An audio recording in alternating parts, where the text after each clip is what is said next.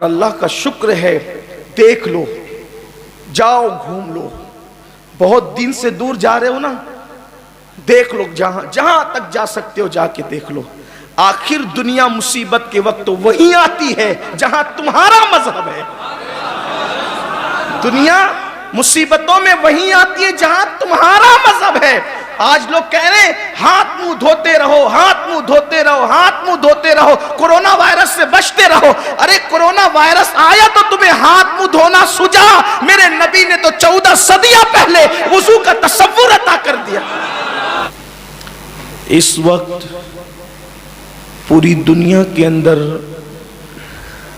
جو وبائی بیماری جس کو اہل فہم نے کرونا وائرس کا نام دیا ہے، اس بیماری سے سب لوگ ڈرے ہوئے اور سہمے ہوئے ہیں۔ حتیٰ کہ ہمیں یہ بات پتہ چلی ہے کہ لوگ ملنے جلنے اور مصافحہ کرنے سے بھی خوف زدہ ہیں۔ اس لیے اس بات کی ضرورت محسوس کی گئی کہ اس پر قرآن و سنت کی روشنی میں اور اپنے اسلاف کے پرنور اقوال کی روشنی میں کچھ گفتگو کی جا سکے کہ آخر اس کی حقیقت کیا ہے۔ ایک بات اچھی طرح یاد رکھیں کہ مسلمانوں کو چاہیے کہ وہ پہلے اپنا ایمان اور اپنا اعتقاد درست کریں۔ اگر ہم نے اپنی سوچ کا اور اپنے اعتقاد کا قبلہ درست کر لیا تو بہت سارے مسائل حل ہو جاتے ہیں۔ اعتقاد درست نہ ہونے کی بنیاد پر بہت سے مسائل پیدا ہوتے ہیں اور اعتقاد درست ہونے کی بنیاد پر بہت سارے مسائل حل ہو جاتے ہیں۔ ہم دنیا کی دوسری قوموں کو دیکھ کر ہم بھی بہت جلدی پریشان ہوتے ہیں۔ پہلی بات تو یہ ہے کہ ہمارا یہ بنیادی عقیدہ ہے، یہ ہمارے ایمانیات کا حصہ ہے کہ اللہ تبارک و تعالی نے جب ہماری موت کو لکھ دیا ہے تو نہ اس سے 1 سیکنڈ پہلے ہم مریں گے اور نہ 1 سیکنڈ کے بعد مریں گے۔ موت آنے والی ہوتی ہے نا، موت، تو پھر آدمی نرم گدوں پر اے سی میں اور لوگوں کے پہروں میں بھی دم توڑ دیتا ہے۔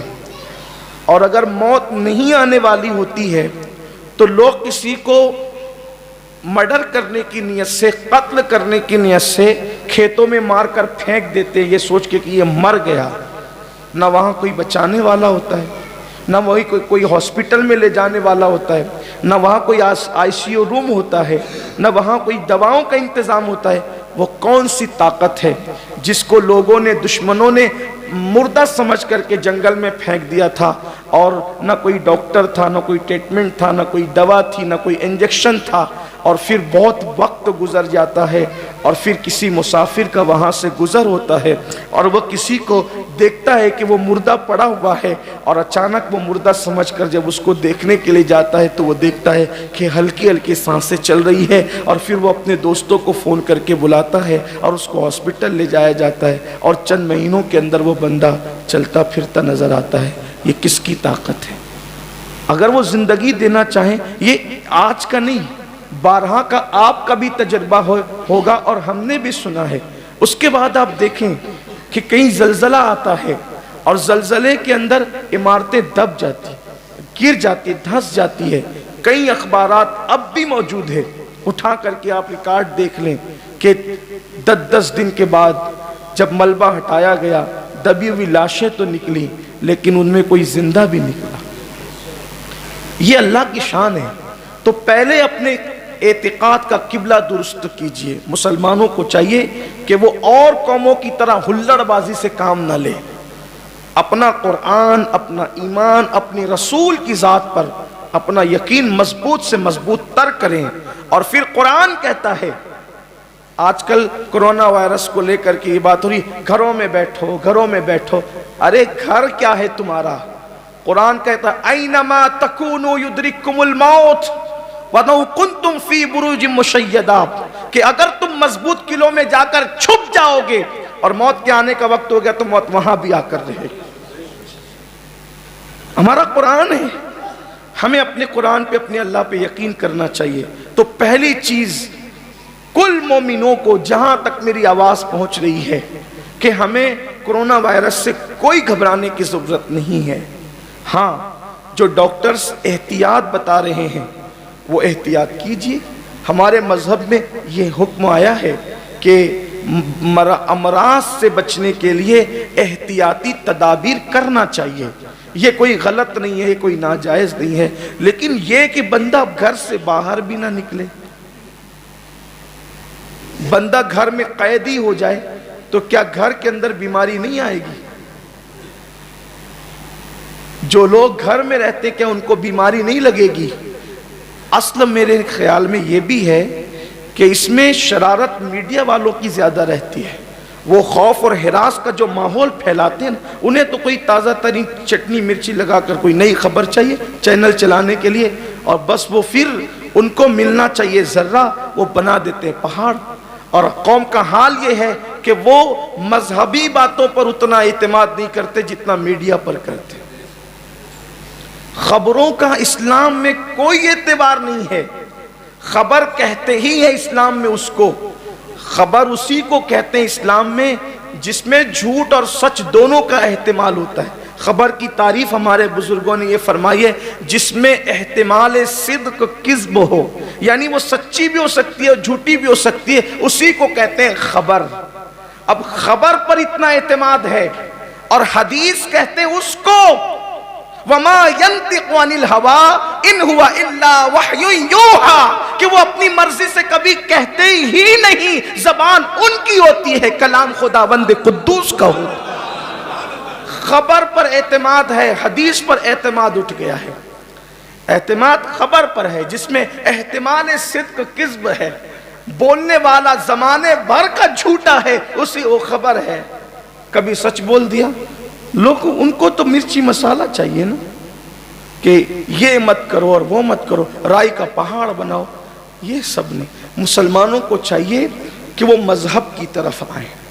اور اللہ کا شکر ہے، دیکھ لو، جاؤ گھوم لو، بہت دن سے دور جا رہے ہو نا، دیکھ لو، جہاں تک جا سکتے ہو جا کے دیکھ لو.